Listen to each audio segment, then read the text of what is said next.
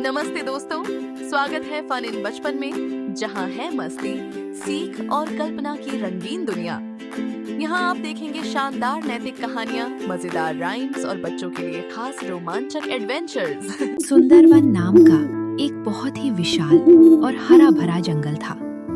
उस जंगल का राजा था विक्रम, एक ताकतवर और विशालकाय शेर। विक्रम को अपनी ताकत और अपनी रफ्तार पर बहुत घमंड था। वो अक्सर जंगल के छोटे और धीमे चलने वाले जानवरों का मजाक उड़ाया करता था। उसी जंगल में चीकू नाम का एक कछुआ भी रहता था। चीकू बहुत ही शांत, बुद्धिमान और संतोषी स्वभाव का था। वो अपनी धीमी चाल से चलता और हमेशा दूसरों की मदद के लिए तैयार रहता था। शेर अक्सर चीकू को देखकर हंसता और कहता, ऐ कछुए, तेरी इस रेंगने वाली जिंदगी का क्या फायदा?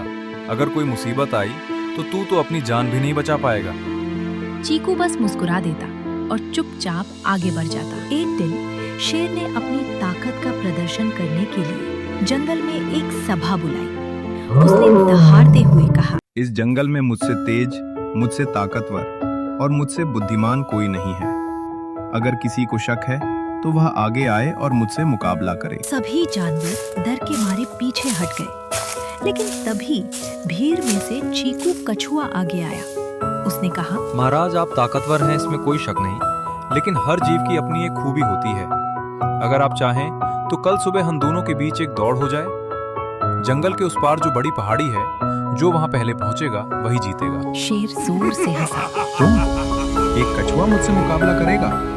ठीक है, कल सुबह तुम्हारी यह गलतफहमी भी दूर हो जाएगी। पूरा जंगल हैरान था कि एक छोटा सा कछुआ राजा को चुनौती दे रहा है। अगली सुबह दौड़ शुरू हुई।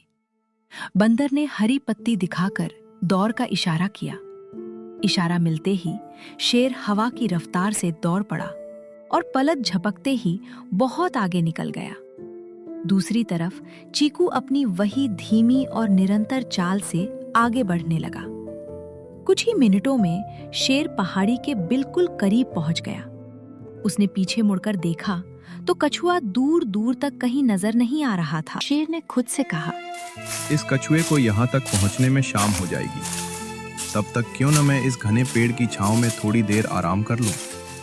वैसे भी मैं बहुत आगे हूँ। शेर पेड़ के नीचे लेटा और ठंडी हवा के झोंकों के कारण उसे गहरी नींद आ गई। वहाँ शेर सोता रहा और यहाँ चीकू बिना रुके, बिना थके लगातार अपनी मंजिल की तरफ बढ़ता रहा।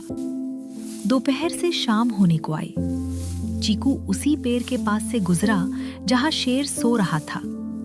चीकू ने शेर को डिस्टर्ब नहीं किया और चुपचाप अपनी चाल से आगे बढ़ता रहा। आखिरकार चीकू पहाड़ी की चोटी पर पहुंच गया, जहां जंगल के बाकी जानवर उसका इंतजार कर रहे थे। सभी ने जोर जोर से खुशियां मनाना शुरू कर दिया। जानवरों के शोर से शेर की नींद खुली। उसने आसमान की तरफ देखा। सूरज ढलने वाला था। वो घबरा गया और पूरी ताकत से पहाड़ी की तरफ भागा। लेकिन जब वो वहां पहुंचा तो उसने देखा कि कछुआ पहले ही जीत की रेखा पार कर चुका था। जंगल का राजा एक कछुए से हार चुका था। उसका सिर शर्म से झुक गया। शेर ने चीकू के पास जाकर कहा, मुझे माफ कर दो चीकू, आज तुमने मेरा घमंड तोड़ दिया। मैं समझ गया कि रफ्तार से ज्यादा जरूरी है बिना रुके लगातार चलते रहना। तो दोस्तों, सुंदरवन की इस कहानी से हमें दो बहुत बड़ी सीख मिलती है। पहली, कभी भी किसी को उसकी कमजोरी या रूप रंग देखकर छोटा नहीं समझना चाहिए। हर किसी में कोई न कोई अनोखी ताकत होती है। दूसरी, चाहे आपकी रफ्तार धीमी हो, लेकिन अगर आप स्लो एंड स्टेडी यानी बिना रुके लगातार मेहनत करते हैं तो जिंदगी की किसी भी दौर में आपकी जीत पक्की है। अगर आपको शेर और कछुए की ये नई कहानी पसंद आई हो तो वीडियो को लाइक करें, अपने दोस्तों के साथ शेयर करें और नीचे कमेंट करके बताएं कि आपका पसंदीदा जानवर कौन सा है। चैनल को सब्सक्राइब करना मत भूलिएगा। मिलते हैं अगले वीडियो में। तब तक के लिए सुरक्षित रहिए और सीखते रहिए।